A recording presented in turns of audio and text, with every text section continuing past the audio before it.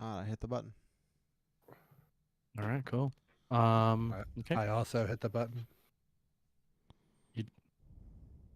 Ryan hit what button did Ryan hit? Send the tweet. Ah, gotcha. I'm like, Ryan in control. Chad's in control this time.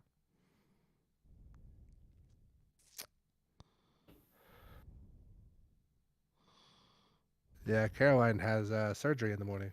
Oh, really? Oh boy. Yeah, adenoids and tubes, like nothing major, but Oh, like in her ears.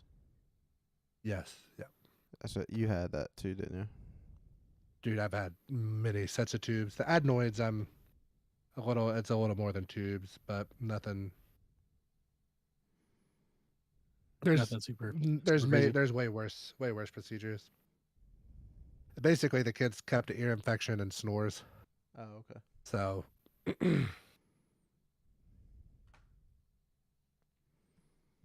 Oh boy. and her hearing, like she failed like her hearing test Oh, because of because she basically is underwater in her head. So, yeah. Okay. All right. all right. So, Chad, what we'll unmute do, this. since you have control of the music, just give me a countdown, like whenever you, like once we decide, click it, and then I'll look and make sure it started. I'll do my spiel. I'll say something about what's the TWAB after the intro music, and then you just play the music, and then Jared can pick up after that. Yep. I mean, Jared's listening to the website until the music's done, right? I mute it, and then whenever Fox talks about playing the music, I unmute it. Yeah. And then we mute after. Yep. Same here. All right. I guess I don't really need to hear it. That'll be nice. I decided to watch WandaVision yesterday. Yeah. And I didn't stop until like 3 this morning, like a dum-dum. Yeah. What'd you watch? WandaVision. I'm catching up on the timeline. Oh, the Marvel stuff. Yeah. Started to say I banged out like 7 episodes of VR last night. Ooh, So. okay. Yeah, no, it was bad. I'm like, one more episode. One more episode. Yeah. That was a good show. It's screwed up. Made a big boo-boo. Okay. All right. Are we all good to go? Good to go? Give me 1 second. I want to get my fake snuff real fast. Yeah. I made a quick build with the ice gauntlets. Yeah? Yeah. And? Doing like Parasite, the solar waveframe grenade launcher, and then using exploding whale maker, and then using the mod to when you pick up a solar whale, you get additional grenade energy. 100 discipline? No, 90. No, 90. 90. And 90. That's good enough. Yeah, I probably could have squeezed 90, it out, 90. But I just kind of just stopped there. I was like, oh, this is good enough. It'll get me pretty close. I mean, you can't really min max on your warlock like you can with your hunter. No, so I don't have 90 is pretty good. What were you doing?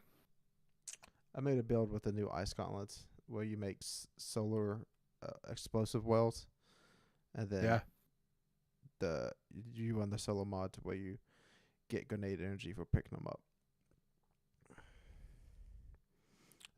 I did Parasite, and then like the waveframe grenade. Explosive personality. Yeah, that's it. So. Yeah, that'll do it. Massive damage while freezing everything. I did get those gauntlets, by the way, like a couple of days ago. So yeah. I think all I have left. I think the only 2 exotics I have left to get are the hunter, and I would have got them. The days that I'm on haven't lined up with the days that like the helmet or whatever. I'm missing the dance machines on my hunter. Like I didn't even notice I didn't have them until like I looked when Witch Queen started. Dude, all these new exotics are inducing for the hunters. They keep nerfing them into the ground, and people don't use them anymore. Yeah. I just want them so it's unlocked. Like I don't even like. I just can't believe I haven't done it yet. All right, Ryan, you're good. Black Buffalo. If you want to sponsor us, I would be more than happy for that sponsorship. Yeah. Okay.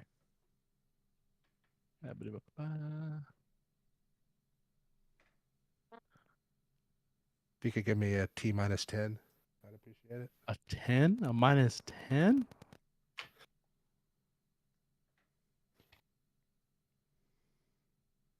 Did I stutter? You didn't, but that's a long time. Have you lost your mind? Because I help you find it. I don't think I ever will. Been watching a lot of Office lately, too. It's very good. I'm sure Jared would agree. Yeah. Been watching Fringe. Fringe. Yep. You still watching Grays? Yeah, trying to stay up to date. Yeah, it's really Yeah. not that exciting, so I'm not like looking forward to it. But it's just, it's there. Yeah. We used to now we build up 2 or 3 before we we'll have like one night where we watch a few instead of every week. Yeah. All right, Chad, hit that button whenever you're ready. Ooh.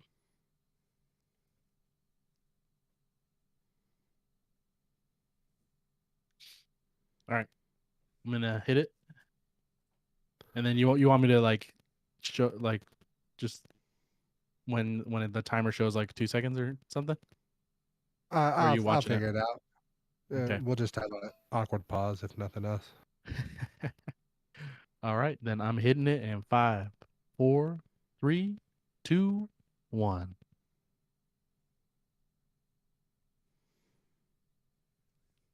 We are live for episode 57 of the Gilded Conqueror's Corner podcast. Today is Thursday, April 21st. I am NotRyanFox here with my fire team, Jared. Man, I can't wait to dive into all this cone talk that we're going to be going on today, and just accuracy, penalties, and all this stuff, man. It's going to be nerdy. Yeah, this podcast is never nerdy any other time. And the chronicler himself, chadocero. I am gonna start off on the rip and just say regretfully that there will not be a lore today because this TWAB is an absolute manimal. We just broke the 56 game hitting streak of lore with each podcast. Kind of, I'm sure Jared knows why that's iconic. So remember, if you're watching on YouTube, you can take us on the road via Spotify, iTunes, and other podcast services. Make sure you subscribe, unsubscribe, resubscribe, click the bell, turn on notifications, yada, yada, yada. Follow us on Twitter at DestinyCCPod. Send a Spongy friend request. Links will be in the description. That DMG brought us another novel of a TWAB this week, but you'll hear more about that in the next hour or so. But right now, we're going to listen to the sweet music from our boy Link, who you can find on Twitter at LinkOfTimeG.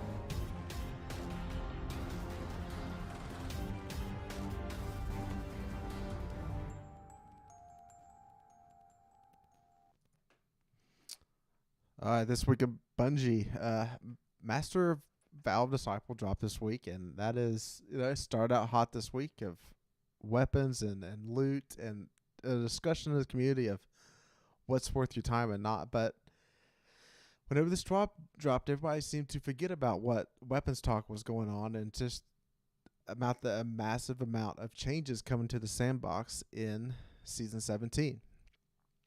And help us guide us through the way is, probably one of our favorite devs, Chris Proctor.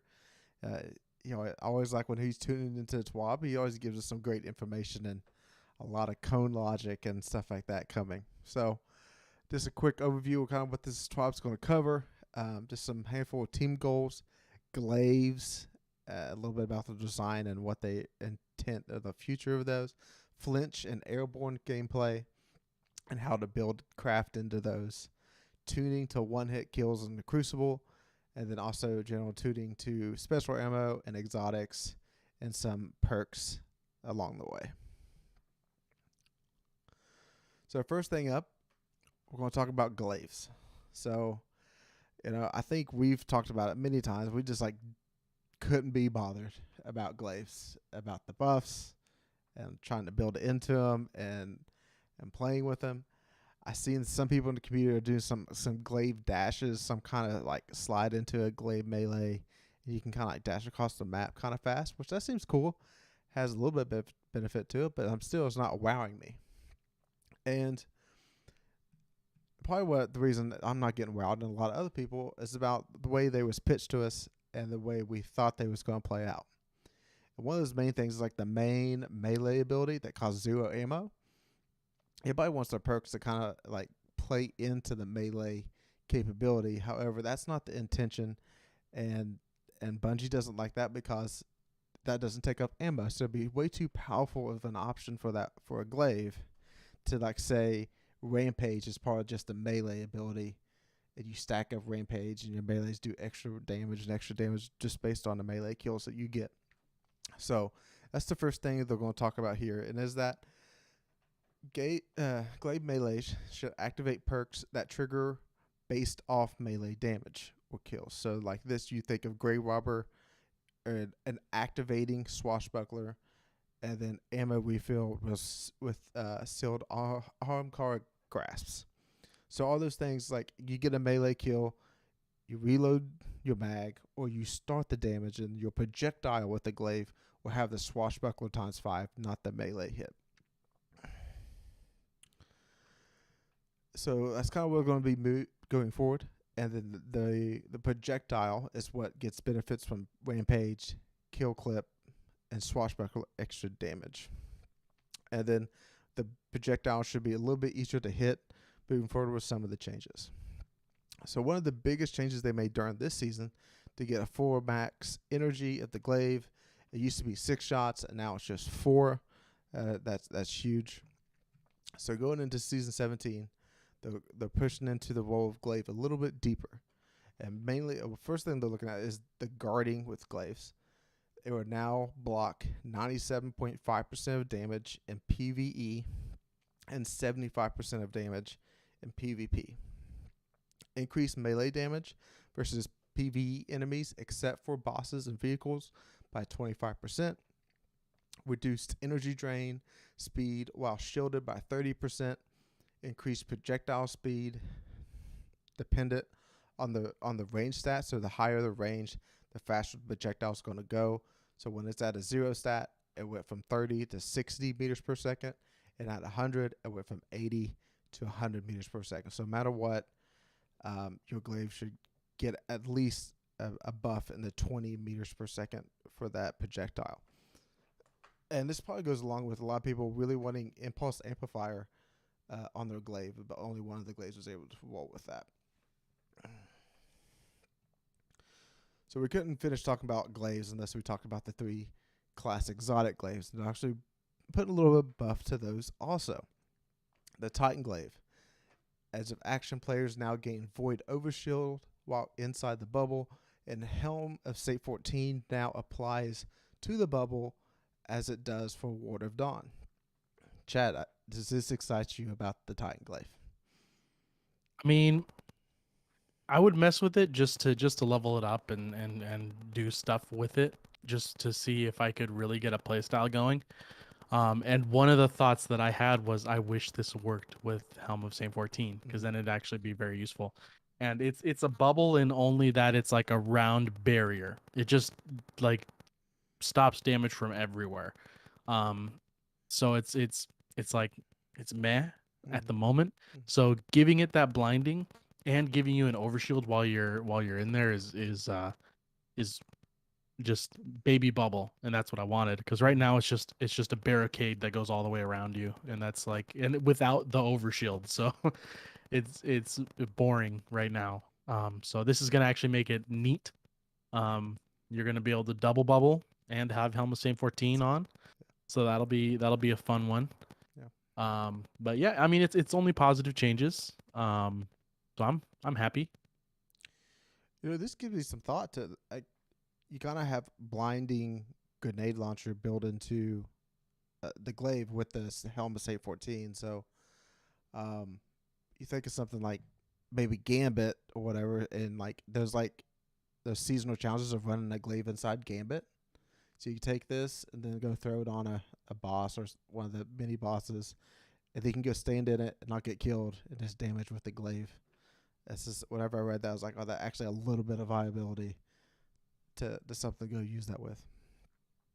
Yeah, because you can drop it on top of an enemy. You Mhm. shoot it at a point. You don't like pop the bubble on yourself. You shoot it somewhere. Yeah. So if you shoot it on like a mini boss, they'll get hit by the blind, and you just run over and start wailing on them with it. So I mean, you'll be able to actually make some kind of play style with it for once. So that's a positive. All right, next up is the Warlock Glaive, Edge of Intent, increased speed and acceleration of the healing turret projectiles. Fox, does this get you excited about using the glaive with your Warlock? Oh yeah, I can't wait. It's gonna be so much fun. I mean, honestly, I guess if that thing's if it's firing, say, faster, like really fast and hills quickly, I mean, I guess it could have a place, especially with like the buff to the projectile speed. Like in theory, you could use it, but I just if you, I guess it depends on how Solar 3.0 looks, Okay. whether or not, because right now it's so easy if you just run like 100 discipline, that if you run the like 100 discipline, 100 recovery, you can very easily always with like the boots of the ascendant, you can always have healing stuff going between your healing grenade, your rift that will also shoot projectiles. I really don't know. And then at that point, you would still have your. I like to use my exotic as a heavy for damage. So I mean, I guess it could be helpful if there's ever something like the bridge encounter from the the drifter, the 9 season of the 9. Oh. The Yeah. like I guess it could be helpful there, but the reckoning, the bridge encounter, the reckoning. But other than that, I don't really know how useful it'll be. Yeah. So. And then last one, we got the Hunter Glaive, Edge of Concurrence. Tripled the damage of the wave detonation, increased the number of enemies it can chain from 4 to 8. This is the one exotic glaive I've actually used a little bit just because there was a seasonal challenge inside Gambit to use a glaive. This might make it better with the increases above, but once I get that challenge done, I probably would never really pick it up in any meaningful content. Listen, I'll be real honest. Like to not try not to embarrass myself. I thought that this thing was hard to get it to shoot the turrets. Like I had trouble keeping the energy full, consuming it. It was I thought it seemed a little convoluted myself, but I only used it for probably 10 minutes of actual fighting. So, and it seemed like my energy wouldn't be full every time I would try to do that. So, yeah, it's definitely very clunky in that you have to charge it and use it, because if you die, it resets. It's not like an ability that it remembers. So yeah, every time when I'm using it and I'm shooting at a mini boss with it, I get 4 shots. You have to reload, and then you have to reset it for the charge, and then I shoot at the ground, activate the bubble, and then start shooting at the boss again. So it's like a whole 6 seconds where you're just not doing anything besides readying a glaive. So that's yeah, it's a break in what you're doing, and that's never good. at least for Titans and Warlocks, it's like you're doing something defensive. So it's okay. But for hunters, like you're in it, you're using it for damage, so you have to like charge it, reload it, switch it, fire it. Like that's horrible. I haven't gotten that one yet, so I haven't used it. But like that was my first thought. It's okay. I mean, it's definitely something kind of made to go faster, and if you have your dodge ability up a lot, it's just use your dodge to reload the weapon and not actually. Yeah. All right. Next topic, we're going to talk about flinch, and everybody loves getting flinched in PvP. Whenever you're aiming at the head, but you're just off by that half a second, and your shot totally misses. Well, the weapon functionality, weapon stat of stability is now going to play into the formula of how much flinch you take. Previously, I think stability was mainly a controller perk with, a couple weapons here or there. You want to make sure you're not totally tanking stability on mouse and keyboard. So this is just another reason to have high stability. So there's a note about flinch. Depending on the zoom of the weapon, that will visually show different amount of flinch taken. So a high zoom weapon like a sniper rifle is going to show way more flinch than you say like a low zoom SMG. Also, snipers just straight up in the formula just take more flinch than what SMGs do. So these stats that we're about to give is if the weapon has 100 stability as its stat. So auto rifles, SMGs, and bows will take 25% less flinch. Pulse rifles, scout rifles, sidearm, and machine guns 20%. Hand cannons and trace rifles 15%. Fusion rifles, shotguns, sniper rifles, grenade launchers, linear fusion rifles, and rocket launchers 10%. And note that a stat below 20 will technically have a small amount of flinch penalty. Therefore, you would take more flinch if you have a weapon with less than 20 stability. Mainly, the weapons that have that would be weapons that have iron reach, as in that just takes away so much stability from you. So if you have a weapon with iron reach, you're going to be taking a lot more flinch. Also, resilience is going to play into how much resilience you also can deal with. So at resilience 0, you have 0 benefits from incoming flinch, but however at 100 resilience, you have 10% reduction. So that's another way to build into it. So they gave us an example. 100 stability Suros pulse rifle with the Suros synergy perk active, 10 resilience, no distractions, 2 unflinching pulse rifle armor mods, and buffed by rally barricade, you would have 90% flinch resistance. That's pretty crazy.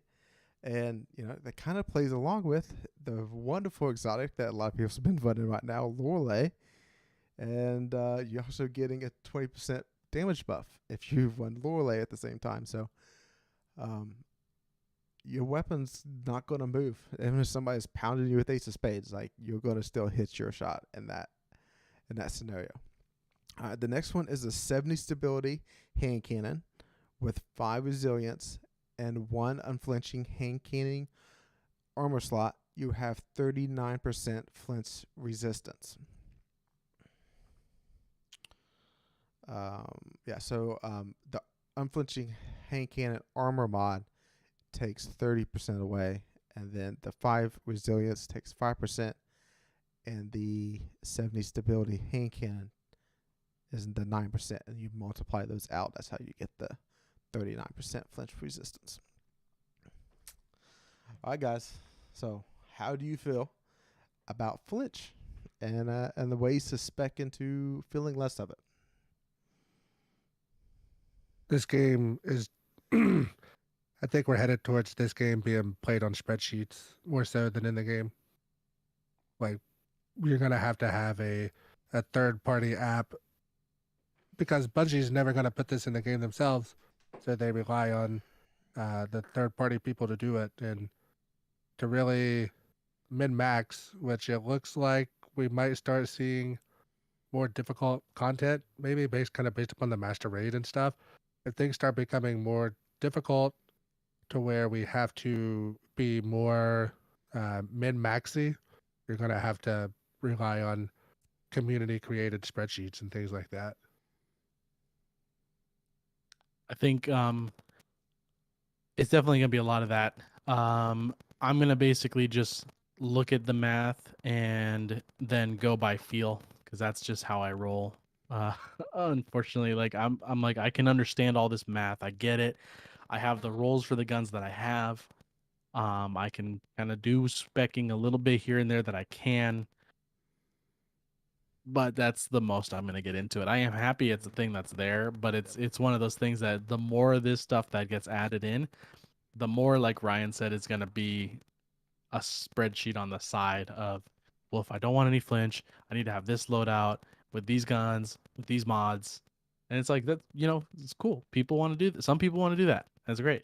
So whatever. Mm-hmm. I mean, I don't like flinching. Yeah. So I might mess with it a little bit, but that's about it. The only I do want to add that this is the way Bungie. This is my thoughts with the way Bungie currently handles things. So if they get to where more things are available for you to see in game, so for instance, you go and say you switch to either a void or a stasis subclass, and your fragments, or I'm sorry, your aspects, some of those decrease certain stats.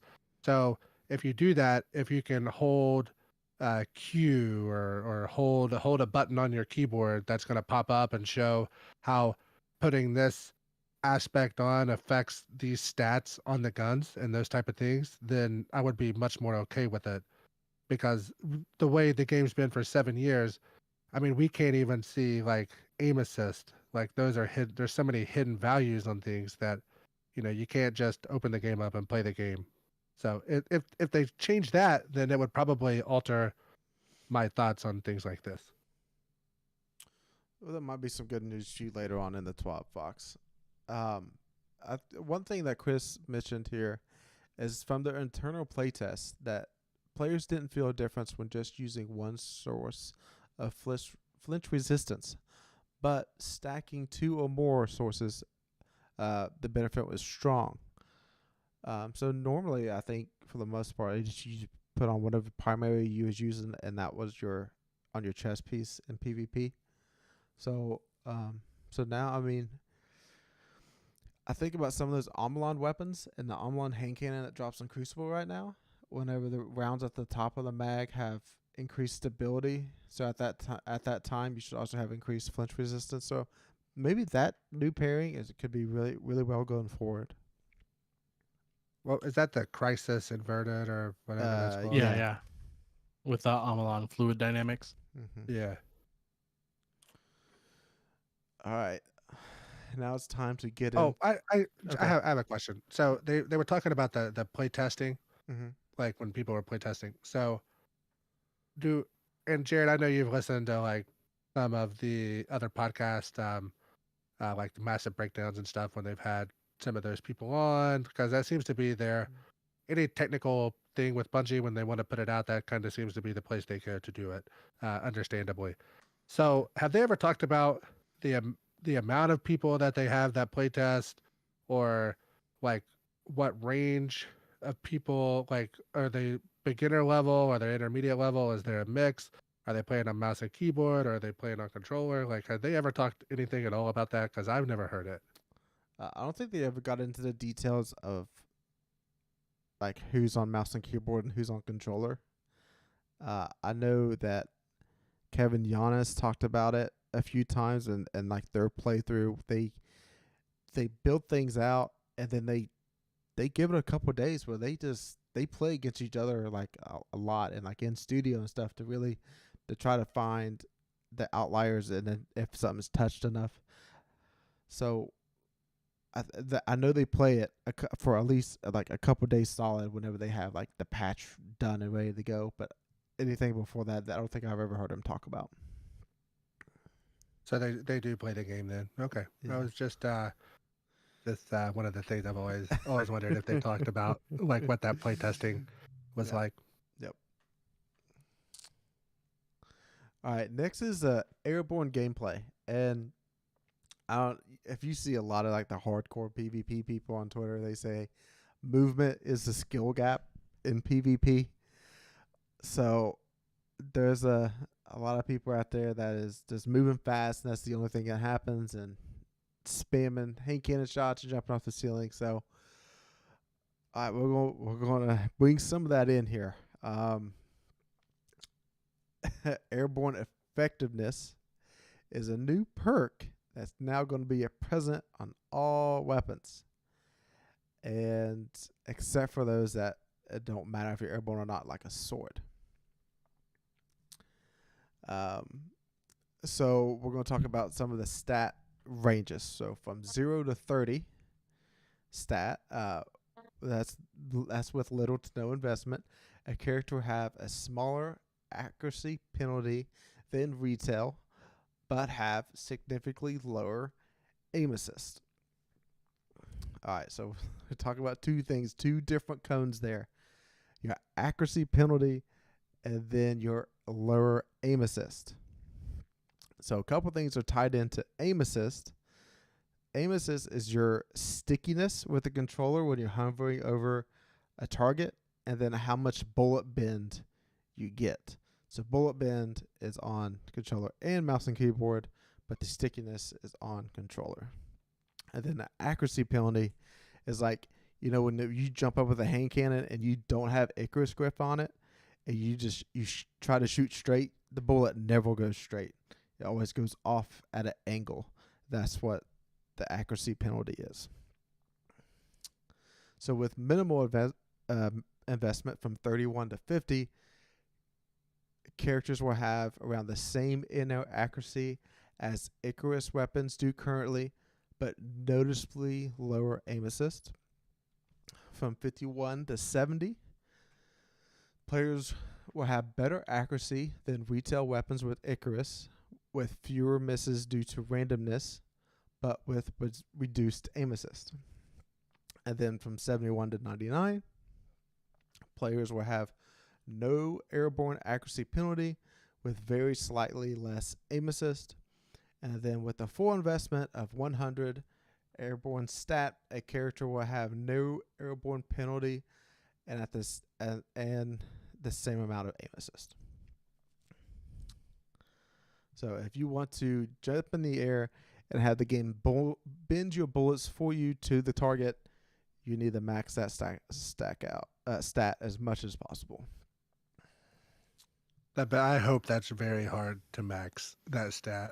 It looks to be very, very difficult to do. And we'll get into some of those stats as we go through here. So each weapon is going to get assigned this stat value of airborne effectiveness. And at the launch of Season 17, it's not going to be in-game like aim assist and recoil direction, but you will be able to check it via API. And in Season 18, several previously hidden stats will be visible on the weapon inspection screen box. So that means hopefully it's the fact that they mentioned recoil direction and aim assist at the same time as this airborne effectiveness, that we'll be able to see that in Season 18. Yeah, hopefully it's plastered in multiple different areas eventually. Mm-hmm. I don't say it has to, it's not going to be perfect off the rip. I don't expect it to be perfect that way, but hopefully we get to a point to where we can also see it in our subclass select screen as well. This stat influences several aspects of your airborne gameplay: aim assist, cone penalty angles, and high penalty of the angle at 0 and low. Let me rephrase this, okay? Aim assist cone, if that air effectiveness is at 0, you're going to feel like you're whiffing a lot of shots if you're up in the air. So just plant your feet on the ground and just not be up in the air if that stat is from 0 to less than 30. Boots on the ground, baby. But special weapons are getting hit even harder than what primary weapons are. And so the accuracy penalty for specials is slightly lower than what it currently is at 0, but permanently at 100 stat, it is basically the way it is now with Icarus, is the way I'm reading it. Okay. Headshot aim assist. 0 at 0 stat, and then at 100 stat, you get 1 degree. So, like, if your reticle is slightly off from the head, and you're within the distance of the aim assist cone, to that cone edges onto the head of the target, then you can get the headshot. And that's it's like you have to break it down for everybody. And like that's something that most people won't see for the most part. But basically, you're gonna have to be accurate in Destiny now. Like Destiny has a lot of aim assists in this game. So is the TLDR is we're tired of listening to you guys complaining about your in-air accuracy, so we'll let you have your in-air accuracy, but we're going to take away your aim assist. Is that basically the gist of all this? So basically, when you think of your first shot in Valorant, it goes really straight. It goes exactly to where you're aiming, as long as you're like not moving up and down, and like if you're standing still, it's perfectly accurate. That's what you're gonna have in the air. There's like a little bit of spec into it. Your shot's gonna go exactly where it's supposed to go, but it ain't bending. It's going absolute straight. So, like people talk about skill gap in game, the ceiling just went up and the floor went down. So there's gonna be even bigger difference between the people like Giggs and Grenader Jake and those guys compared to us. Yeah, it was already insurmountable. And it's just got bigger. Yeah, but what it's going to do is that the people that I think there's going to be a lot of people realize they're not quite as good as they think that they are. Yep. And I'm here for the Twitter, so I can just read it and get the popcorn ready. Mm-hmm. So pellet shotguns is another weapon that gets used a lot in the air. So spread angle of a shotgun blast is like the most important thing about what comes to shotguns. So if that stat is at 0, you get plus 25% to that spread angle, which is horrible. You talk about like an all-time nerf and like whiffing shots that you think you're dead on. That's what's going to happen. So playing the shotgun in the air is not going to be the call unless like you can really spec into it in a way. Same thing goes with other special weapons. So you talk about slug shotguns, linear fusions, machine guns, and those things are also all special weapons are getting hurt with in air accuracy, as in BungieCon wants you to be grounded with one hit kill weapons for the most part. All right. Next thing, we're going to dive into a little bit hand cannon talk. So hand cannons, before they was at 0.667 degrees of airborne accuracy penalty. That is just like straight out of the box. And now at the 0 stat for airborne readiness, it's airborne effectiveness. That's the actual perk, yes. All right. It's going to be at 0.45 degrees. And then after the 60 stat, it's going to be at 0 degrees. So that's the first time they mentioned the 60 degrees. The 60 on the stat of, I got reteach myself every time, airborne effectiveness. If you get that stat to 60 with hand cannons, I think that's going to be what people are going to be chasing after, is somehow getting a hand cannon to 60 for in air. And then that way your bullet's going to go exactly where it's going to go no matter what. But for like a sniper rifle, that perk needs to be at 100 for you not to have any accuracy penalty. So that's going to be really hard to make a jump snipe and that bullet to go exactly where you're aiming it. So you basically don't aim it at the head if you're in the air with the sniper, because you're more likely to get a headshot then, which is crazy, but that's how it works.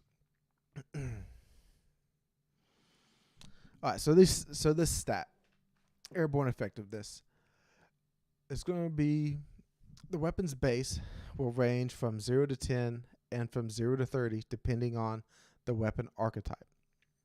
And each exotic weapon typically gets bumped up to a higher stat than the legendary weapons in the archetype unless they're already extremely strong.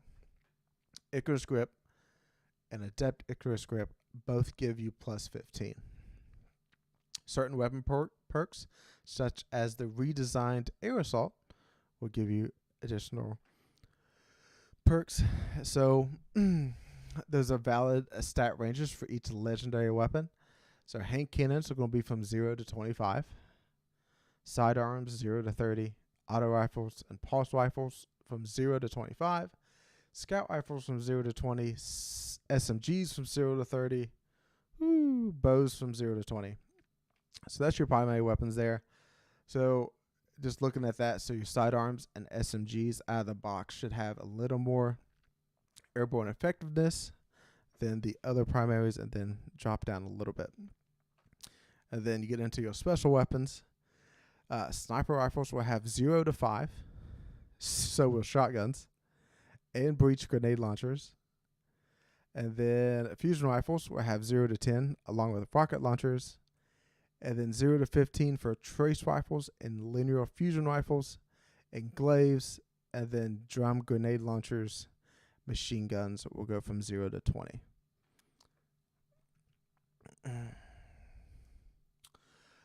All previous legendary weapons from Trials, Raids, and Nightfalls will use the upper end of those ranges as well as stats. So basically playing in-game content will get you the highest stat weapons for these in-air bonuses. So now we're going to have some examples of exotic weapons and the stat they're giving them for airborne effectiveness. Sweet business. Chad, I hope you have your Action War Rig ready. It's getting 27, so you can jump up in the air and just spray. Merciless, yeah, baby. Merciless 15, Fighting Lion 12, Sunshot 27, Skyburner's Oath 35, Rat King 30, the Huckleberry at 33.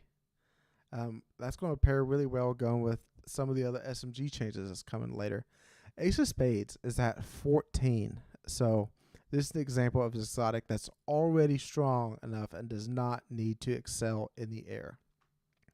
And then my favorite one, Chaperone, gets 1. So and I see that and I just loved it. Thunderlord 26, Traveler's Chosen 35, and then Redacted gets 29. I mean, come on, Bungie. Won't you just like tease us a little bit what's happening next season? I mean, come on. So any of those weapons stick out to you? I thought Huckleberry looked good. Any of those like weapons that you're like, oh, that makes me a little excited, or? Yeah, I mean, definitely Redacted. It's looking like it's sitting in SMG, auto rifle or sidearm, range. So got a little bit of a hint there as to what it could be. But I mean, the Chaperone one, I had a good giggle fit when I read that one. I was like, yeah, it's gonna be fun to see. But Huckleberry, yeah, and they have some changes I think to Huckleberry that we're gonna talk about later. So it'll all kind of mesh together on that one. But yeah, I love Huckleberry. It was one of my favorite things to use, especially in VOG during oracles, because you could just lay everything out. Yeah, it's just a really fun easy gun to use. And as soon as Osteostriga came out, it's almost the same thing. So I use it instead. Yeah.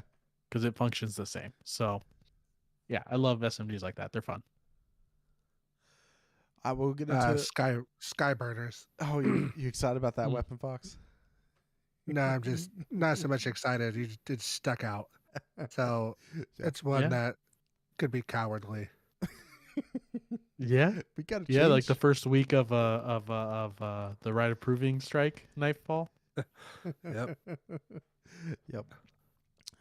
All right, we got some examples of hand-tuned legendary weapon stats. So, Frontier's Cry. This is the new 180 hand cannon from Iron Banner. It's getting 19. Deliverance is getting 9. Submission, it's getting 27. That's one that actually kind of interests me a little bit. It's like I do like that SMG. It was some changes to the other SMGs we got. That's kind of going to be best in slot for the kinetic. Silicon Dilemma 4, Cantata 57, 12. I feel like that's pretty low, I thought, for the hand cannon, but I guess we're going to see how it plays out. The Messenger 20, Hung Jury 22, which you can't get anymore. Ragnarhold D3 and Igneous Hammer 23, which also you cannot get anymore. So hopefully you got one sitting around in your vault. So we're talking about just like out of the box. Those are some of the stats that you get. The next is going to go into some of the subclasses and how they play into you getting airborne effectiveness. So everybody knows about Top Tree Dawn. Well, of course, they should always be able to play for the air and be even more dominant than what they already are. So here it goes. With Heat Rise's ability, they get plus 70 when Heat Rises is active. That's whenever you consume a grenade and float up in the air. And then Titans with Tempered Metal ability, which is you get plus 20 after getting a solar weapon kill. And then the Whisper of Hedron Stasis Fragment, you get plus 20 after freezing a target. So that's your subclass ways of building into in-air accuracy. How y'all feel about that? I know Fox got to be happy with that Warlock. Yeah, but Heat Rises is going to end up being a fragment or an aspect probably, right? Yes. An aspect, yes. It has to Yeah. be. Because, I mean, it's basically Devour, right? It's like solar. I mean, the same concept. So I imagine that everybody will. Well, man, that could be. I don't know. This game's going to become a lot more vertical. I feel like, at least for a season, until everybody's going to be trying it out. So that'll be interesting, especially with like Wings of Sacred Dawn and that kind of stuff.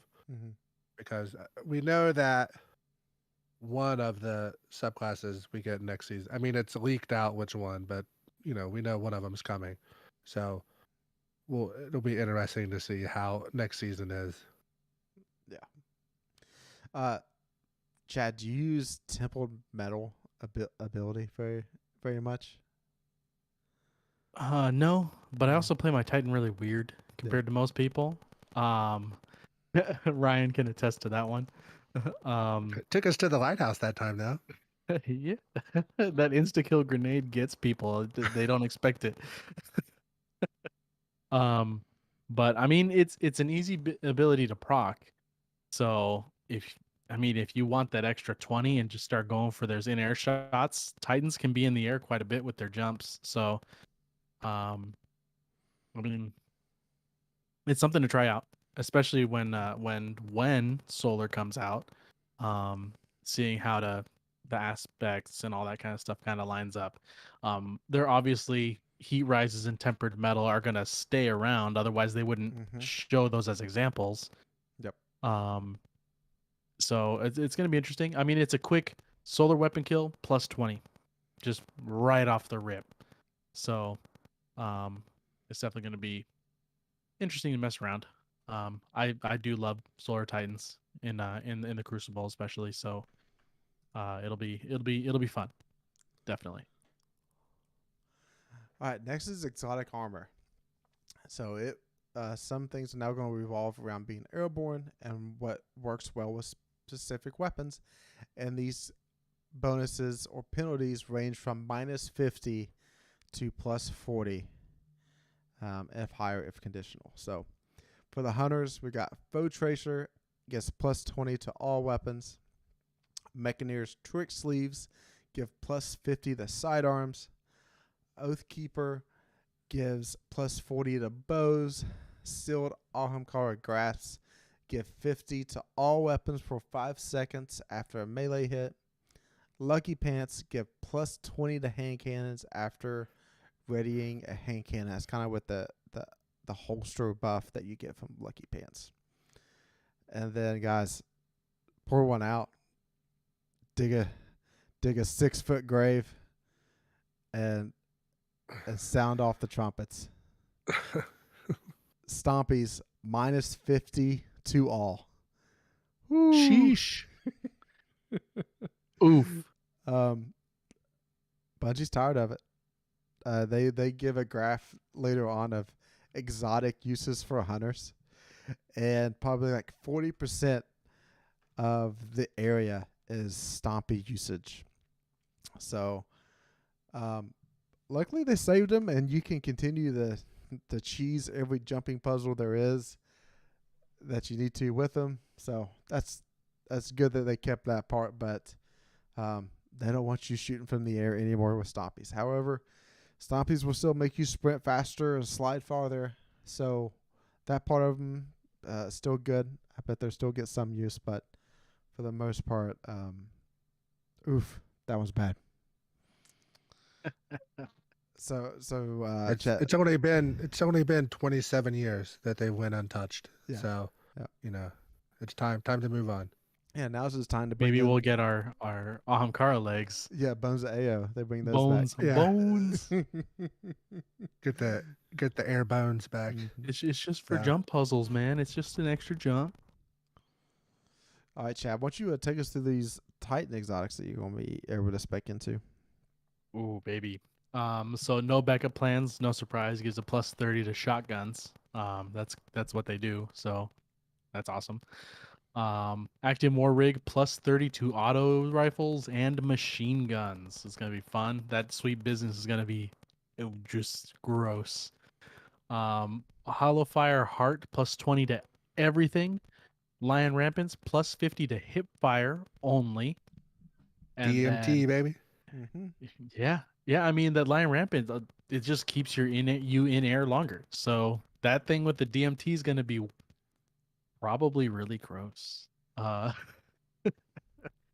then let's see, Peacekeepers +40 to submachine guns. That's their whole deal. And then the Knees of Justice is +20 to everything. So that's definitely going to be, I mean, I love my Knees of Justice. Yep. So getting +20 to all that stuff is going to be neat. Like everybody knows, I'm a hunter main, but I love the mistress that Titan brings to my life. And recently, I've been loving Lion Rampants, playing it with Lamarnarch, and then the steady hand to switch to with quick draw swash. Just flying through the air and just hip firing, like you could already do it so well. And now that you could spec more into it, it's just so much fun to do that. And then the Knees of Justice, Peregrine Greaves +20 to all. I mean, you just love running those, and then you just get to shoot everything. But Fox, you talked about solar stuff. Hollowfire Heart kind of come out of nowhere as just it's only a solar exotic, so maybe solar is just getting something else about playing in the air. Bum, bum, bum. So to hit the warlock ones here, I have Another World, which I think is a very underrated exotic.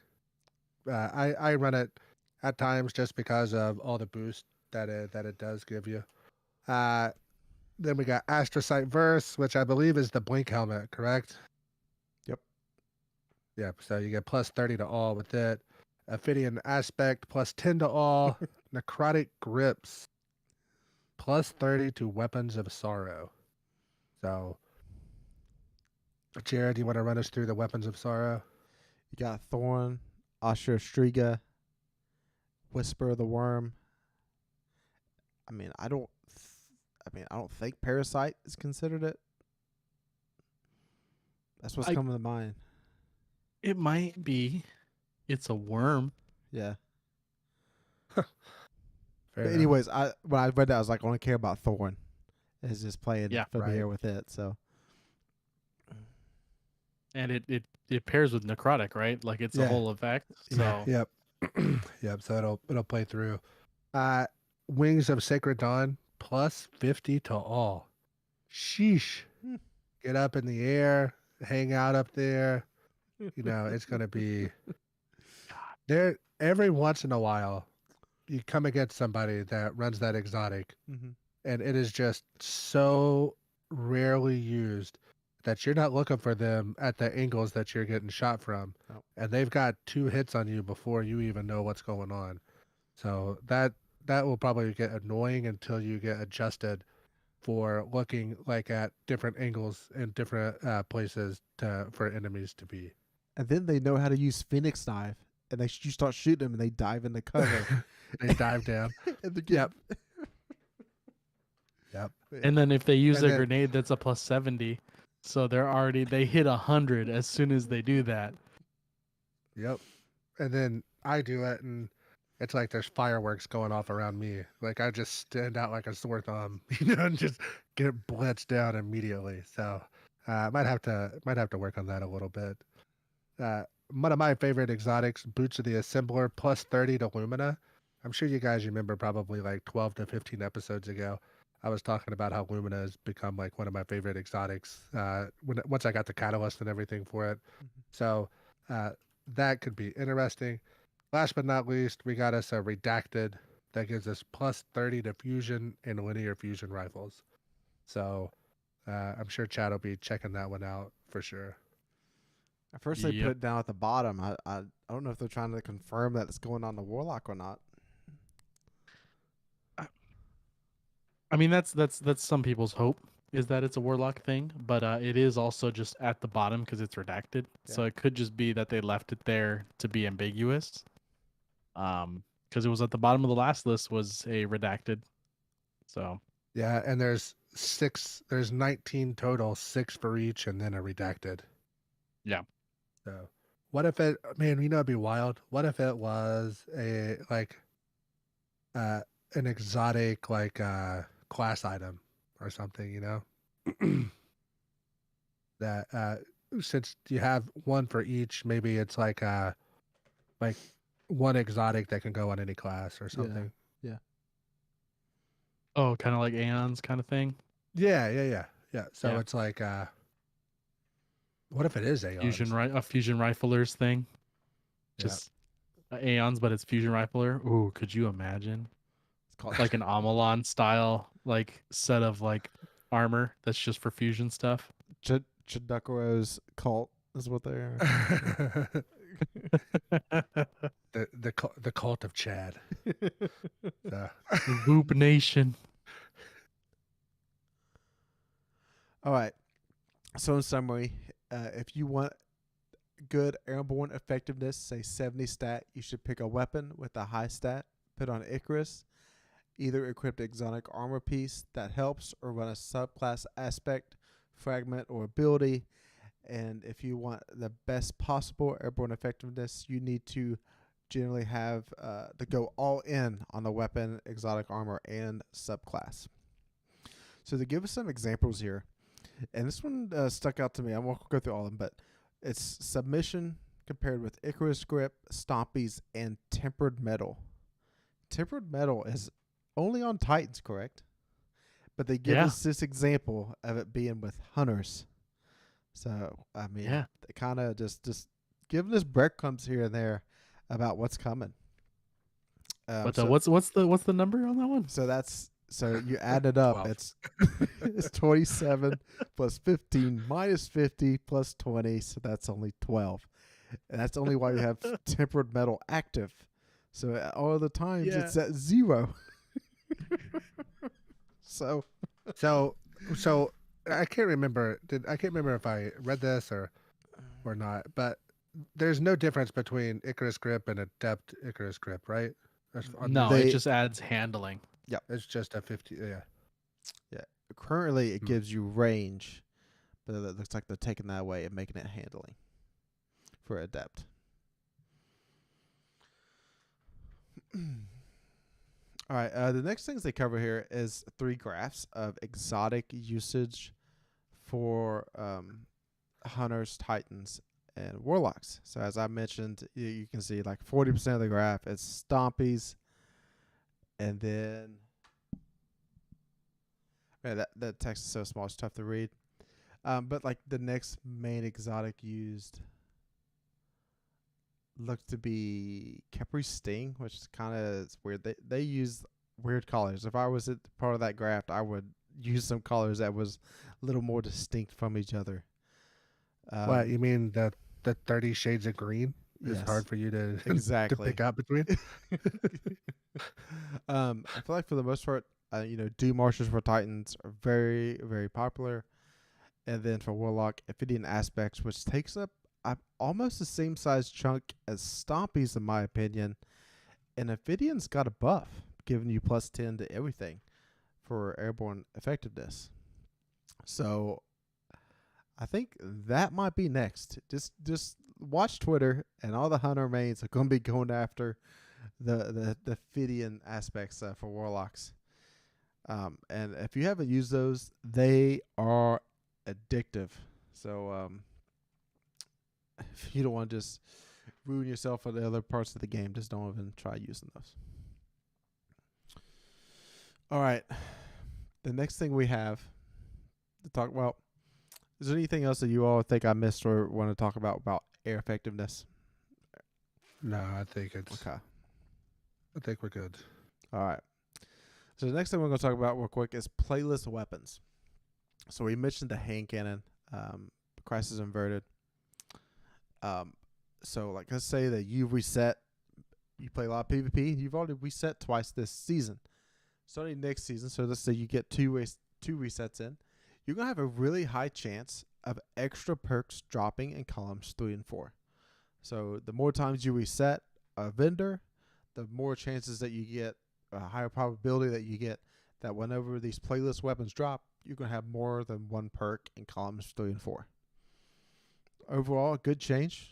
You can kind of just, Fox, I know you love your Gambit, so maybe you get a... And I haven't played near as much Gambit like these last 2 seasons. But yeah, I do enjoy that because there are times I've reset Gambit like 4 or 5 times in a season. And like trying to chase the Void hand cannon that was in there like a year and a half ago.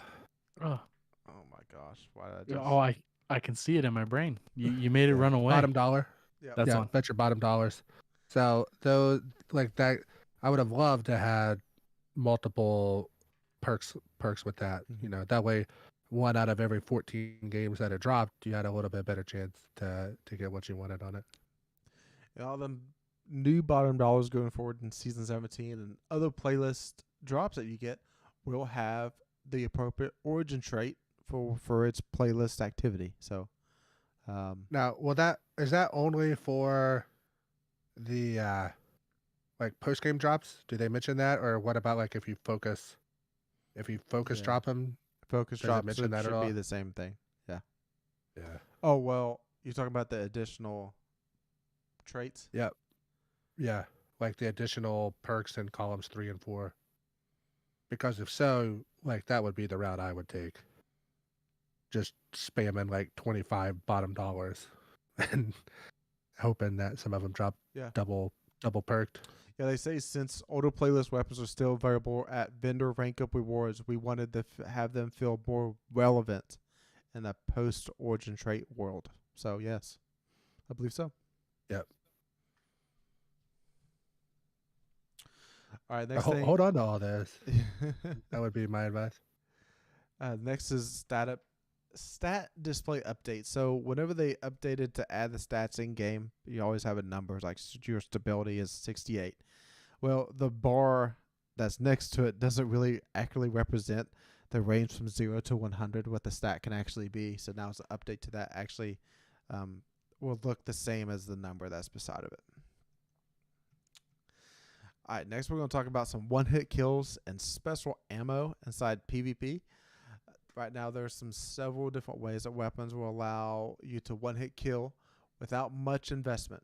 So that's aggressive frame sniper rifles with high impact reserves, Ariana's Vow, Le Monarch, combined with a 20% damage buff like Empowering Rift and high energy founder and inertial override. So what they're doing for those three things, Empowering Rift, high energy fire, and inertial override, they're now dropping those down to 15% bonus damage from the 20 that they used to be, and there is no effect in PvE. An additional special ammo. Scavenger armor mods are now permanently disabled in PvP. They just straight up will not work now. So no matter what, a special brick will only give you one shot for a shotgun or a sniper rifle or fusion rifle. And then basically like Forerunner, it takes 3 headshots. So I think the brick should give you three shots. So it kind of just keeps you up to date with looping special weapons instead of just stacking ammo and ammo on top of each other.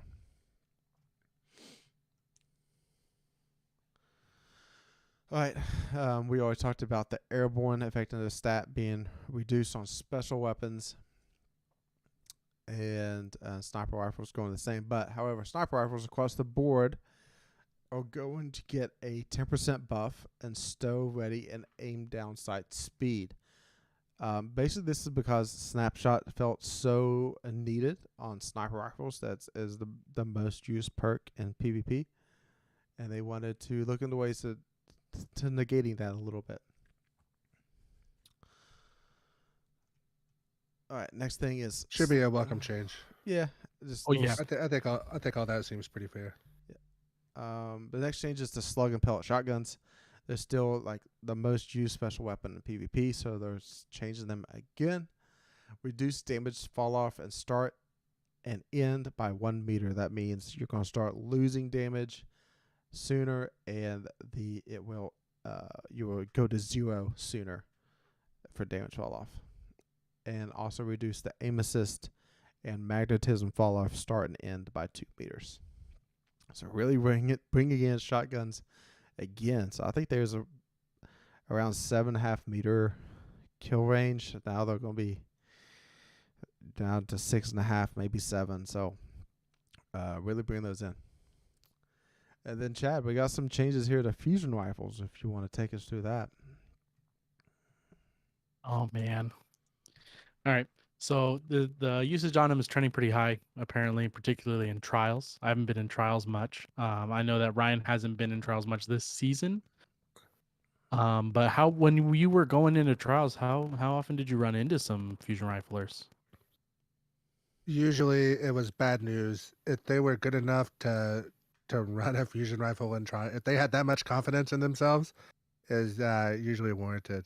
But I did notice, I did play probably 15 matches of comp the other night with two of our clanmates, and I think we went up like 2,000. I think all of us went up like 2,000 points in one sitting, and there were a lot of fusion rifles in there.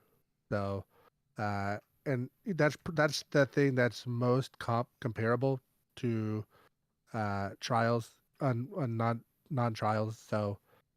Yeah, they definitely seem more than normal. And it got to the point where I pulled out my, Deliverance, the one from the raid, and was just mapping fools with it. So they're in a really good spot at the moment. So. All right. So they want to make some changes. Let's see here. With these changes, 20 meter plus fusion rifle one shots should be very uncommon. So they reduce the damage fall off near distance 2 meters at 0 range. So it's about 2.7 meters when ADS with a 15 zoom. And then 1.3 meters at 100 range, which is about 2.275 when ADS. They also reduced the damage fall off for distance, so 1 meter at 0 range and 1.3 meters at 100 range.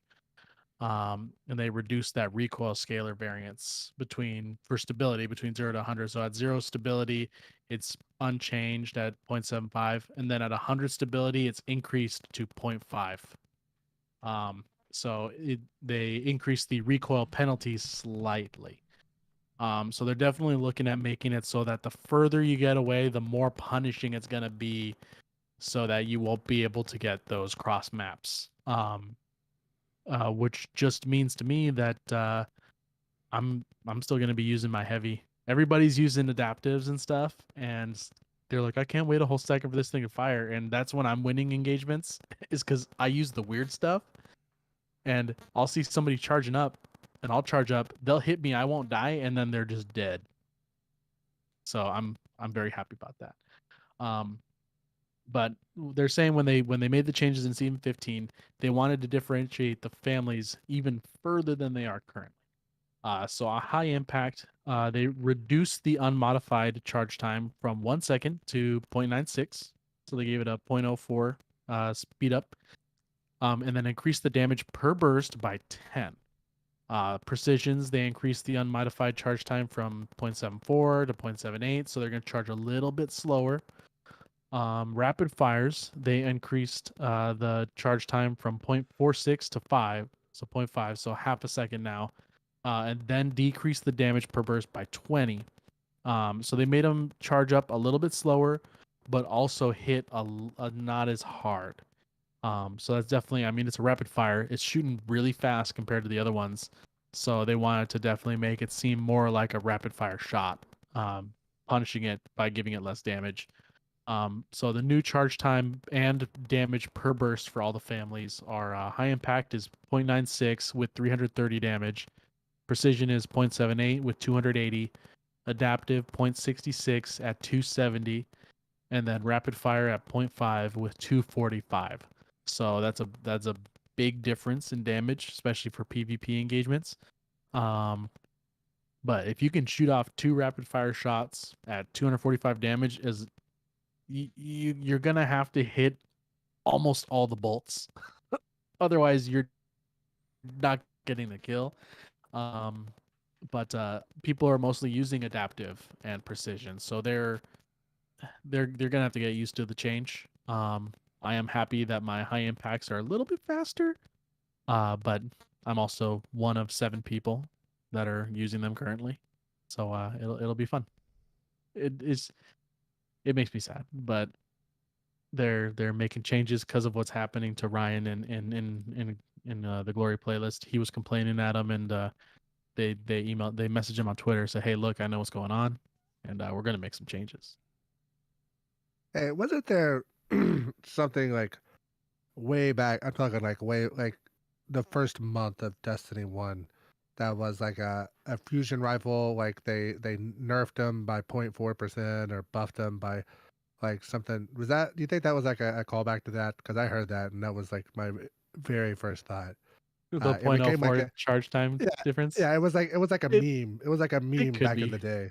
I feel like they know that number, and so like they test to see if that number difference actually makes a difference, and they're like, oh, you Yeah. know what? Yeah, we're good.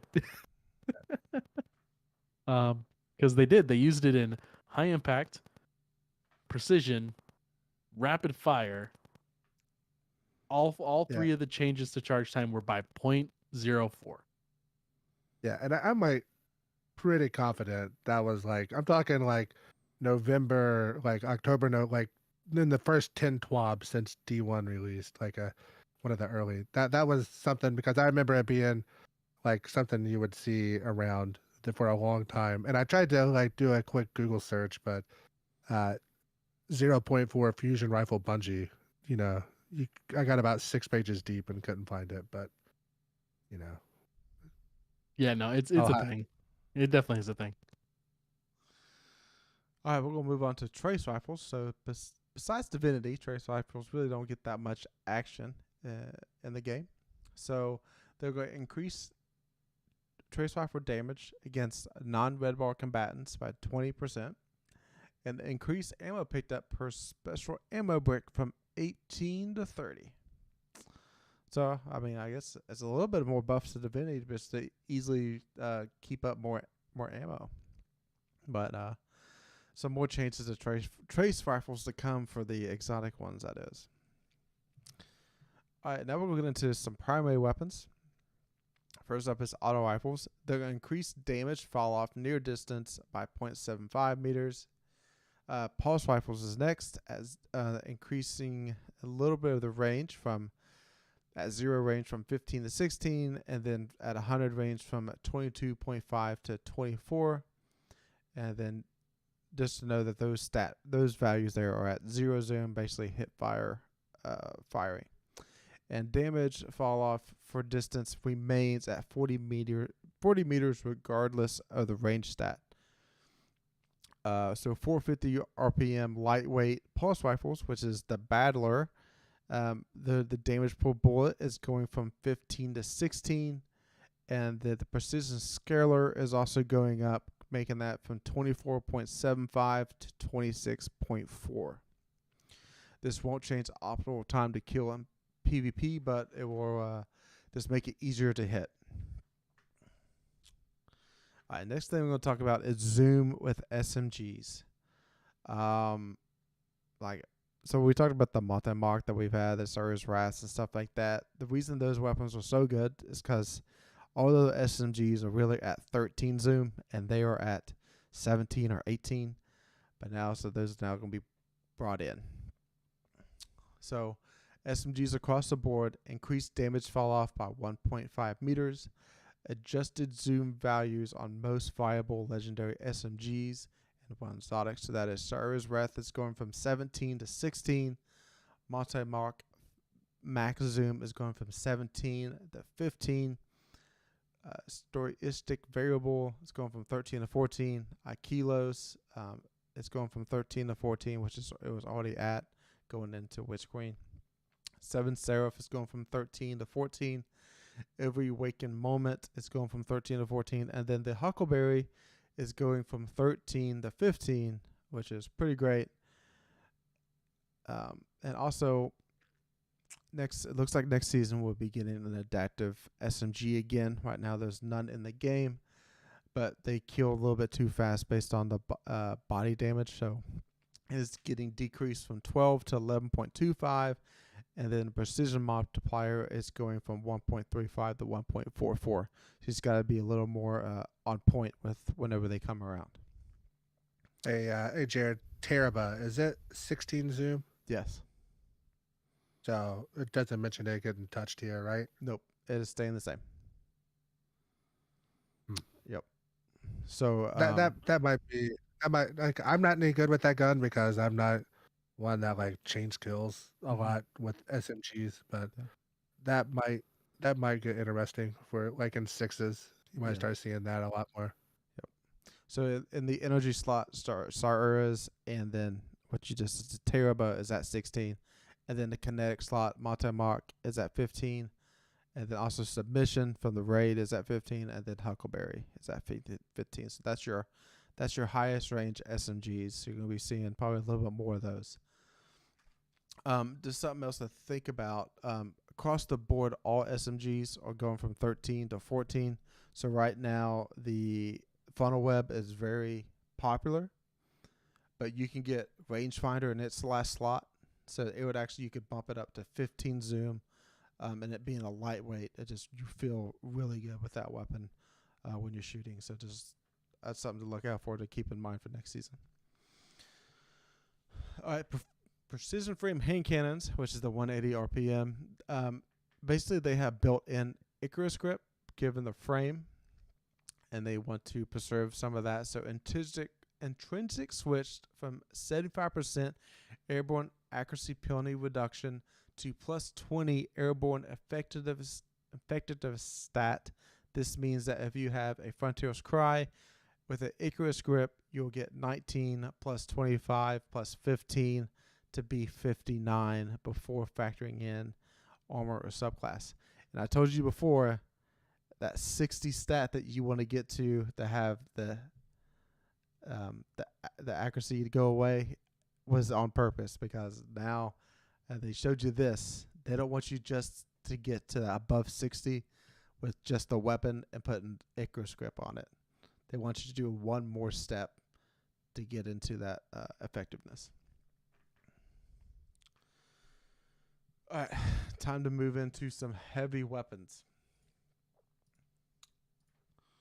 And first up is machine guns that have been in a rough place kind of for a while. Basically back since like whenever the Hammerhead was introduced, and that and Thunderlord was going neck and neck with each other. Machine guns really wasn't that great except for like a short time with Xenophage. So across the board, they're increasing damage by 40% against PvE enemies and 20% to bosses. However, Xenophage and Grand Overture will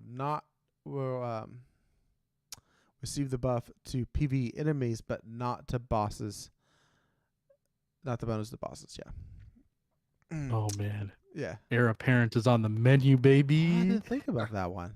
I was thinking Thunderlord could be meta again, but Oh yeah, Thunderlord, yeah, but Yeah. Heir Apparent with that the Actium is still has a very special place in my heart. wow. Yeah, an additional 40%. Whoo. Yeah, that sounds good. You think they'll put any champion mods on machine guns? I hope so. Wouldn't that be fun? Yeah, It'd be nice. It'd be fun for like an overload. yeah. I mean, you'd Just, have like, to. start You'd blowing have, one it would away. have to be like. It'd have to be one of the 6 energy slot. Yeah. You Yeah. know. Oh yeah. But that's fine. Do we need Mhm. them to cost 6? Yeah, yeah. Well, Especially with machine guns, because the ammo economy, like there's so much heavy. There's so many ways to produce heavy that if it only cost 1, then maybe not 6, maybe 5. I mean, I'm not saying it Yeah. has to be exactly 6, but it should be more. It should be more than 1. I think they just That want people to or go. make it. Or Go ahead. if it's heavy, it has to go on like the class item or something. Yeah. Or oh man, this would be cool.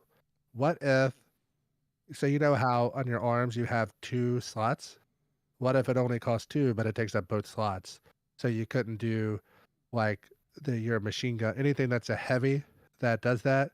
Like you can't run unstoppable and barrier. You can only run barrier machine gun. It takes up both Artifice slots. armor. Well, Yeah. I mean, but that would give you a reason to get artifice armor. Like that would be. Mm-hmm. I mean, if we're talking about all these percentages and airborne, why is that out of reach or impossible? I mean, the way that they do what you're saying is basically making things high cost, like cost 6 or 7, because that essentially takes up 2 slots. Because it's so expensive. Everybody's complaining so much about champions anyway. Yeah. Like, where they're probably gonna phase them out. Let's be honest, but I don't know. Because everybody's complaint is, you have to run certain weapons, and I don't want to run those weapons. But I like champions. I still like to fight champions. I still think they're fun. But I'm in the minority on that. Yeah. I would say if they keep it costing 6, I would like it to have like an added 10 to handling and 10 to reload speed along within the mod, because then it's not so killing to your build that you're trying to do, like build into weapons. You know what I mean? Okay. Yeah, that or just give us an overall mod. Let us have like a mod budget, not necessarily per armor slot, and then they can price things whatever they want. So if you masterwork it, you get 10 mod bucks, right? So you have 50 total if you have full masterworked armor, and then it doesn't have to go in a slot. It just can be anything. However you want to spend your $50 is how you spend it. That would be an interesting system to me. Yeah, I like that. That makes sense. Next up is swords. Swords have been inconsistent for a while now, so we've tidied up some things, mostly cosmetic, fixed several instances of stat display difference between swords, no gameplay impact, and then increased charge rate so that solo scar from 20 to 50 to match Temptation's hook. Then rocket launchers. So everybody likes precision frames because they got built-in tracking, and they want rocket launchers to feel even more different from each other based on their frames. So precision frames are getting minus 10% damage to both impact and detonation. High impact rocket launchers are remaining the same. This subfamily has the highest blast radius, and then adaptive and aggressive are getting 10% damage buff. They kind of did this going into the season, and again, they shift that Pyra B with auto-loading holster with something else, and like of course the numbers for that rocket launcher is going to be up because that's the only craftable rocket launcher with auto-loading holster. What do you expect people to run? Yeah. I mean, they're giving it the minus 10, but it also has the Hawkeye boost. Yeah. So it's still fine against like tanks and things. But yeah, I mean, it makes sense. Something with precision that automatically has tracking, getting a damage decrease makes sense. It's dumb because, like Jared said, it's the only craftable rocket with auto loading, which is why everybody has it. Not for any other reason. It's literally just because of that auto loading. That's why I have it. Enhanced Yep. auto loading. I've It's made like, oh two. yeah, it's stasis too, so that's nice. But yeah, I've made 2 of them now. One of them with explosive light, the other one with lasting impression. doesn't it also have chill clip? Yeah, you could do that too. Yeah. That's the third one I was Yeah. going to make. Auto loading chill clip. Pew. Wait, I just don't know. I don't know if I can go through the trouble of leveling up that again over and over and over. It's only to 13. That's all you need to get the base mods. You're done. I've started deleting red bordered weapons. I'm kind of over it. Not the pattern ones, but the ones that give me the Yeah. deep sight resonance. I mean, you only got 5 more weeks of needing resonance anyway, so it don't really matter. Because they're getting rid of all that other stuff. Anyway. All right, next up is exotics. And we got a lot of exotic changes here. So, first of all exotics that shipped before Forsaken will now have their kill trackers visible by default. All right, Fighting Lion, they nerfed it so hard they've decided to buff it for the 3rd time. I'm sure the Fighting Lion Reddit still probably not happy enough with this one, but they reverted Season 15 breach grenade launcher blast radius reduction by just for Fighting Lion. So they increased the blast radius by 0.4 meters, and then they increased the damage by 5%. Eyes of Tomorrow increased damage versus bosses and champions by 30%.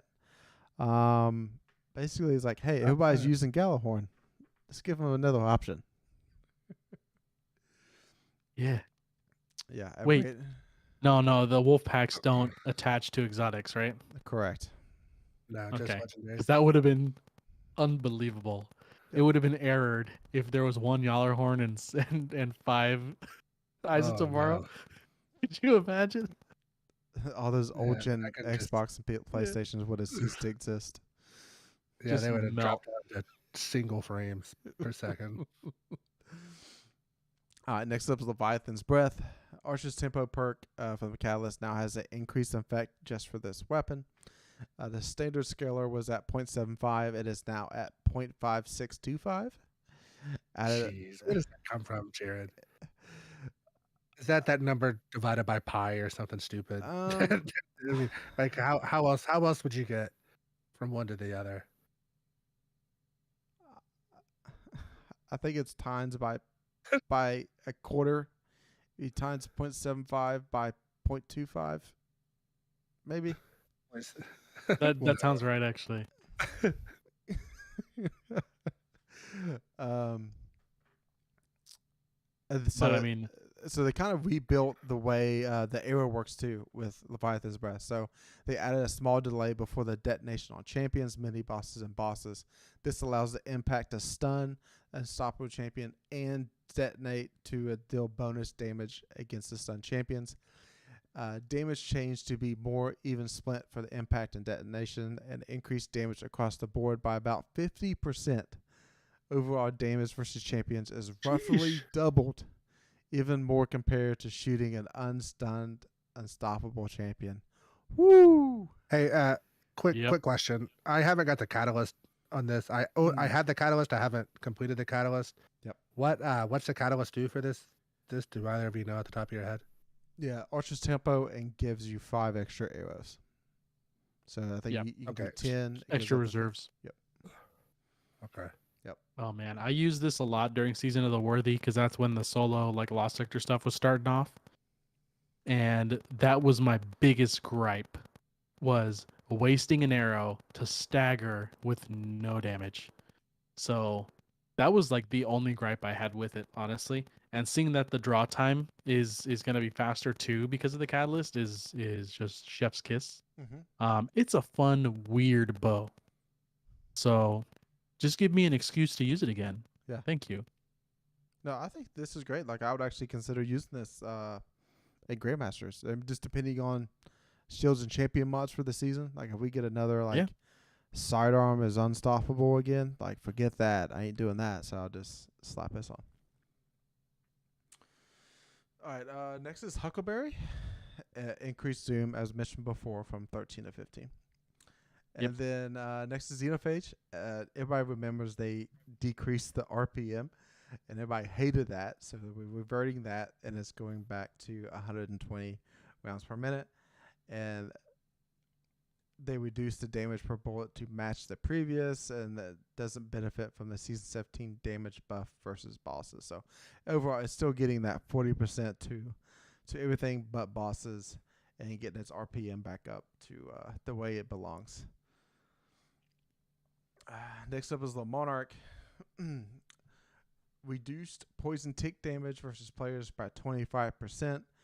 Changed poison damage type from burn to poison. This is largely housekeeping, not gameplay significant. I beg to differ, Bungie. Yeah. Go ahead and tell me why, Chad.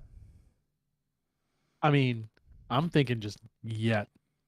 Making it make a point of it being a burn to a poison is wait, does this mean it's gonna proc with necrotics too? We don't know. Yeah. Okay. Good. And they also increase poison tick damage versus AI by 50%. Also, I mean, it's rumored we're getting a poison class next year. So they're getting their verbiage right across the board here with some of these weapons. They might be. Yeah, it's just housekeeping, man. Yeah. It's just making sure their ducks are lined up. All right, Lawrence Driver. Since it's come out, last season, it's been, really good. So they're making some changes to it. Reduce body shot damage against players by 20%. So this keeps some people like being in empowering rifts and stuff like that and one-shotting people. And then body damage reverts to its old behavior when it has a weapons damage mode. So that's whenever you pick up the 3 charms, and then you can go back to one-shot bodying. And then percentage. Wait, I still have nightmares of that audio cue of that gun. Yeah. Next up, Fox is your Skybrother's Oath. Why don't you take us through it? Yeah, so the weapon of cowards felt like it didn't have a niche except for airborne memes, so we've made a bunch of changes aiming to improve its ease of use. First and foremost, it is now a hit scan weapon, increased projectile speed to 9999. ADS and hipfire are now 150 RPMs. Hipfire projectile no longer tracks, but arcs similar to a grenade launcher and has a larger detonation size than ADS. Hipfire detonation also applies a burn to targets. Bonus range from Masterwork has been rolled into the base stats of the weapon. The Masterwork now grants bonus reload speed instead, and has the highest airborne effectiveness stat of any weapon in the game. So this gun is probably going to be coming in hot, if I had to guess. So if you don't have it, I'd probably get one and at least see how it plays. The thing that stuck out the most was the grenade launcher arc on that the hipfire projectile, but we'll see how it tracks. So, did y'all remember sitting in Leviathan and just trying to get this catalyst done? And I never got it. I never got it done. Oh, I because is this the one that you had to have the perfect fifth shot or whatever to get the. No, that's the oh my gosh. Polaris That's the Lance. Mars one. Yeah. Okay. No, this Then one was I just have kills this the one. ball. I have this one done. I have this one done. It's the perfect fifth one that I couldn't ever get done. Yeah. So got my scout rifles mixed up. Yeah, both of them with solar, so it's easy to do. Next up is Last Word. It plays very differently on mouse and keyboard than it does on controller, but the disparity does not need to be that large. So we're keeping an eye on this one too. Reduce mouse and keyboard recoil penalty from 33% to 22%. Okay. Yeah. Okay. I just don't think I this had the is same thought. this ain't the I play. don't think that's it. Yeah. All right, we'll see Yeah. how it goes. Next up is Arbalist. I think we've been saying it for what is this, the 9th week of the season. This thing has been awesome.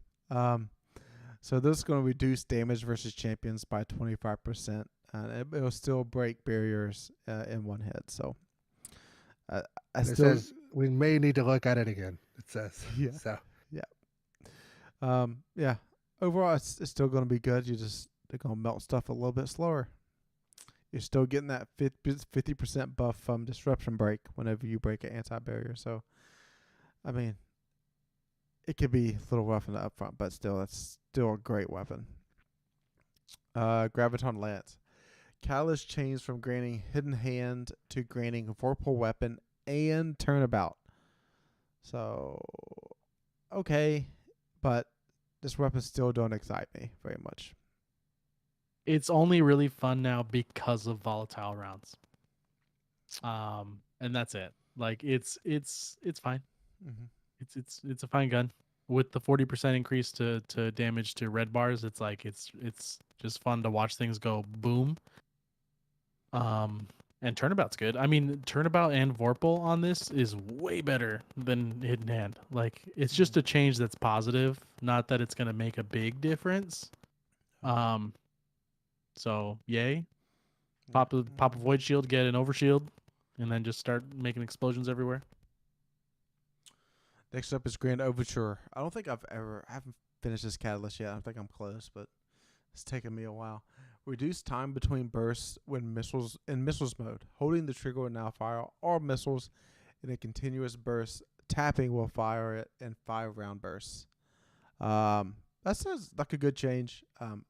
I know that like the missiles, whenever you get them like locked and loaded, I mean, it does some blinding. So I guess this paired with a little the machine gun buff might be really good next season.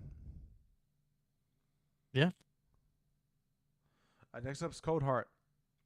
Sustained damage creates an ionic trace. Collecting an ionic trace grants energy to all your abilities. Increased grace time before the damage ramp clears from 0.113 seconds to 1 second. Prometheus Lens sustains damage, applies a more useful burn to targets. Wave Splitter power level no longer cycles randomly. The default damage output is the same as the old middle tier. Picking up an orb of power now grants 10 seconds of maximum power and caps at 20 seconds, up from 5 and 10. Now suppresses targets while granted this mode by picking up an orb. That's a big buff to Wave Splitter, isn't it, Chad? Oh yeah, it's definitely a big buff. And I mean, a 20-second cap from 5 and 10, like that's just picking up an orb, like that's great. And then suppression's also nice. So that random damage was weird all the time. So having it be more standard and just layered out and just it's gonna be easier to use for sure. I feel like you can easily pair that with a Devour Barrel, and just clear out waves and waves of ads quite easily. Yeah.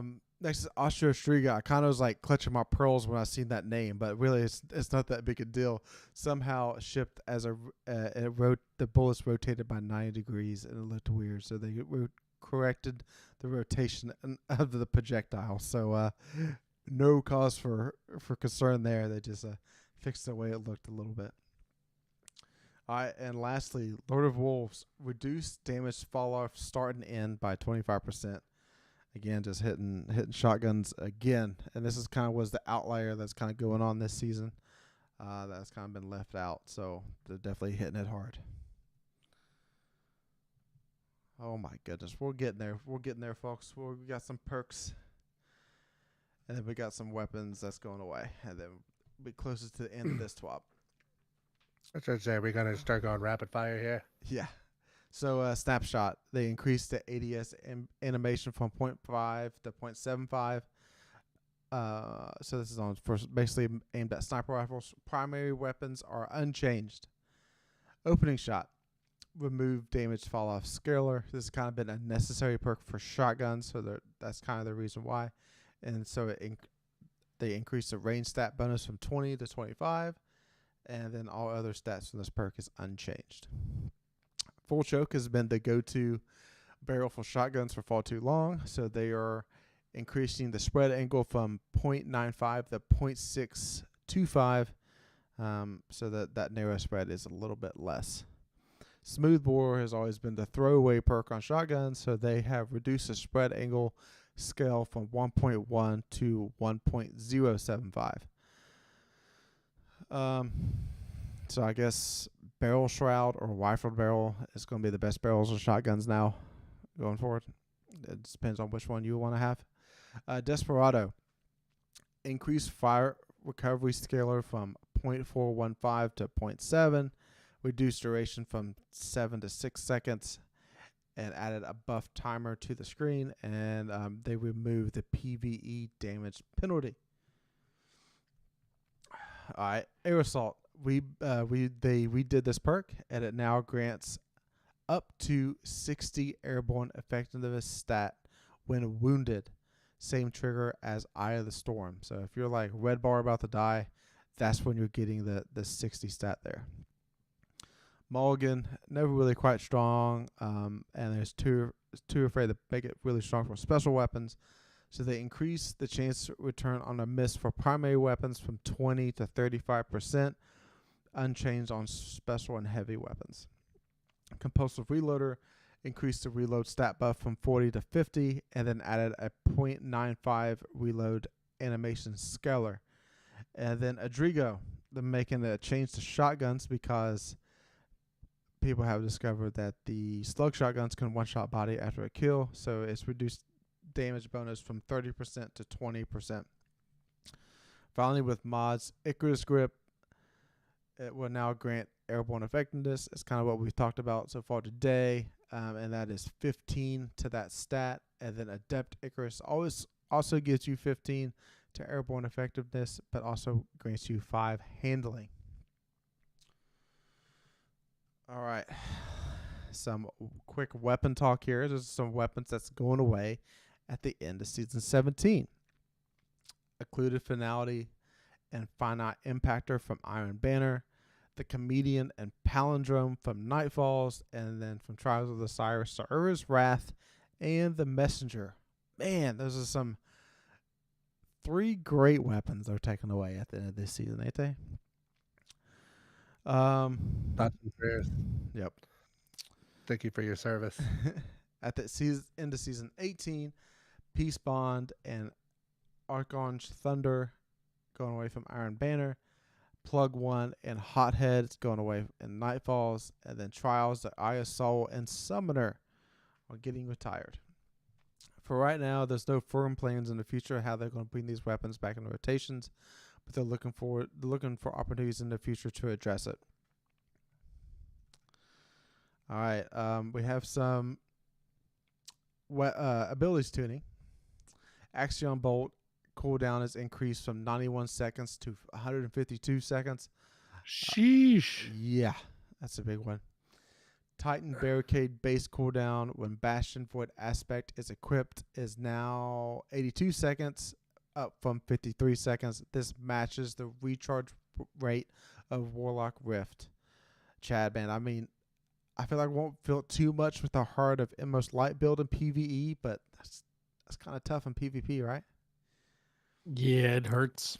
It hurts good. Offensive Bulwark now provides 60% less grenade energy regeneration in PvP.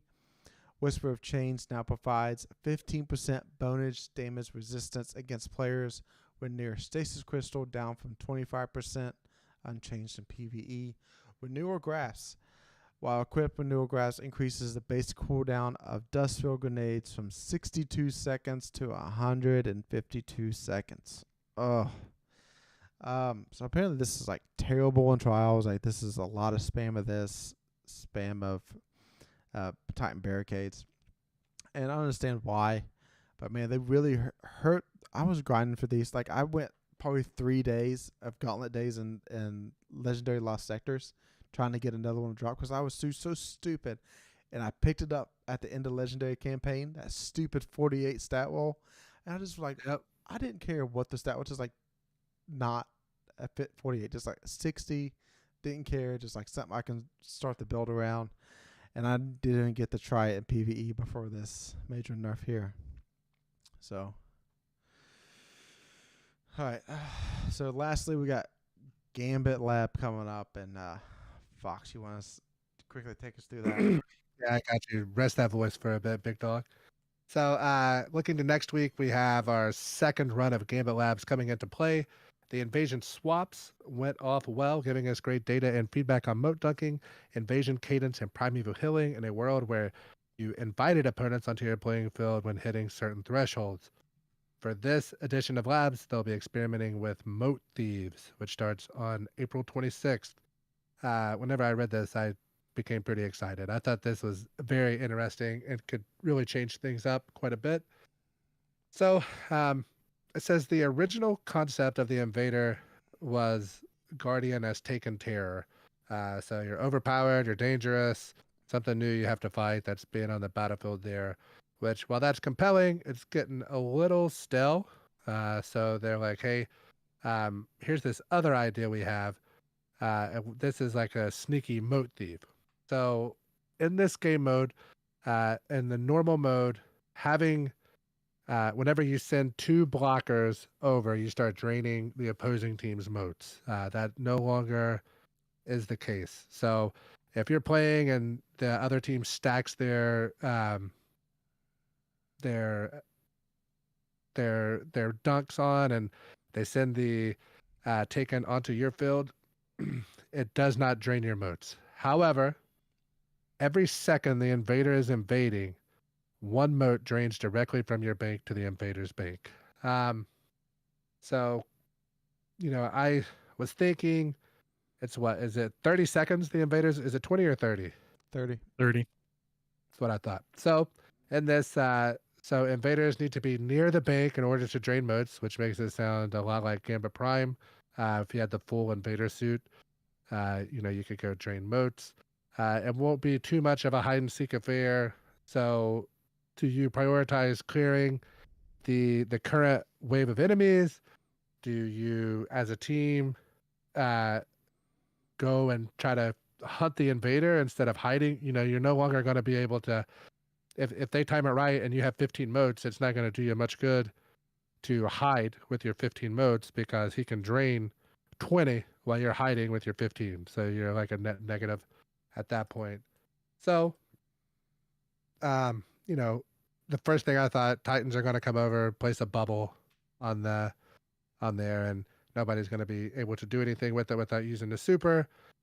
Hunters, they can, with their void, think about Jared, who I watched him stay invisible for the better part of 20 minutes in a Nightfall, like what he could do in something like that. This says Warlocks could throw a Well of Radiance, but you can still get your face sniped off through a Well of Radiance. So I don't know. It'll be interesting.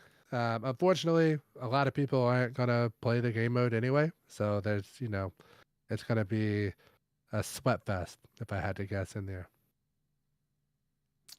Yeah, I don't think I thought of it as the Titan bubble, and just like, Titan bubble is on the shortest cooldown. So if you get that first invade in there and you went to town, making orbs over on your side, and maybe teammate buffs you here or there, I mean that's gonna This will kind of just win you And and invade. especially if Just run the double bubble, baby. and some supers get chained around like Mhm. during damage and stuff. You know, Yep. you could get enough orbs of power to maybe get that back. I guess like last thing to mention the TWAB is that it's capture zone this weekend in trials. So if that's what you're about, go give it a try. It is the last weekend. No mind. Nope. You'll be able to earn redacted. It is not the last weekend to earn it because it looks like it will be around again. So.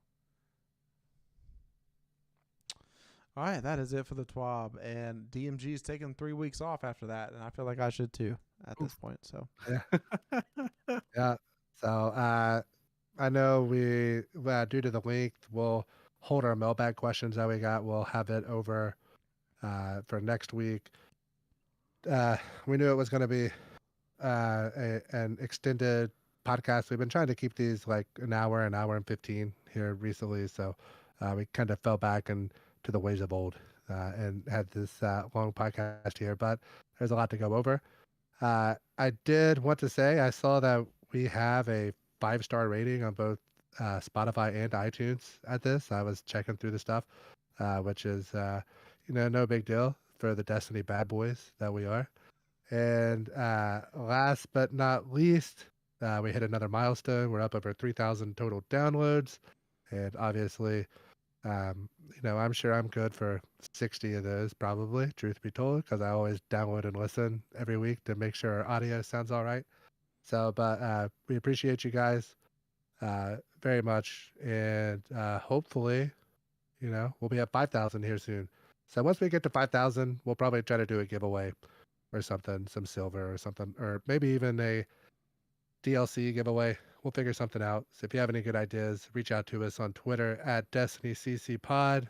Don't forget Spotify, YouTube, iTunes, all the other places. I'm going to let these guys sign off. Guardian Games is coming up, and come on, Hunters, we gotta go back to back. Come on now. And Titans, you better watch the Hunters and the Warlocks fight it out again. I'll be there with my cheerleader outfit on for Jared. Go Cats. Love you guys.